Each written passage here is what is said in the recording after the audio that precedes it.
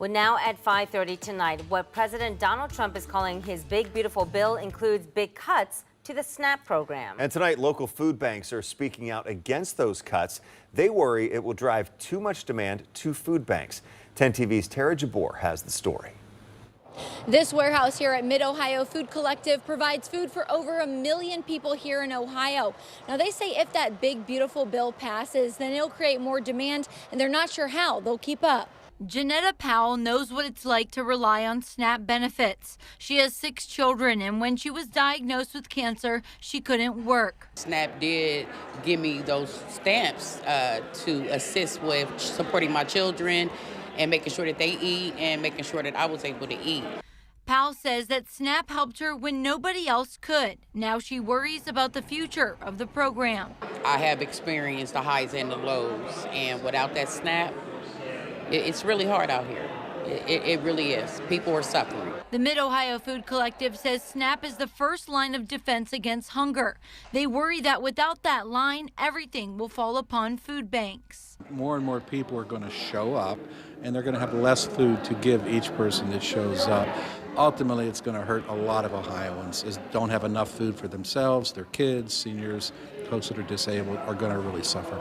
Jory Novotny, the executive director of the Ohio Association of Food Banks, says if the bill passes, it will fall on states to pay for SNAP. She doesn't think that will work. In Ohio, these proposals would mean the state would either have to come up with hundreds of millions of dollars each year or risk forfeiting the promise of basic food assistance for every Ohio family. She says the impact will affect families who are in need. It would worsen hunger and hardship for hundreds of thousands of Ohio households. For Powell, she hopes lawmakers reconsider and think about the kids that rely on these benefits. And the kids are supposed to be our future. So if you're taking away from them, what future do we have?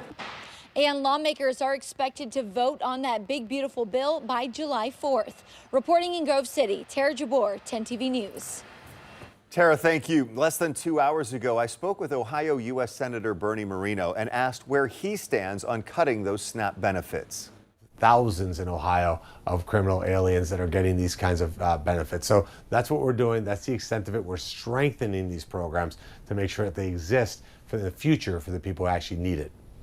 The $300 billion would just be in waste, fraud, and abuse, not cutting from Americans who rely on it.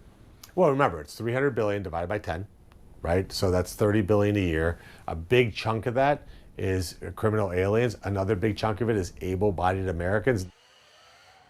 And Senator Moreno says the cuts are actually protecting the programs for the Americans who actually need them.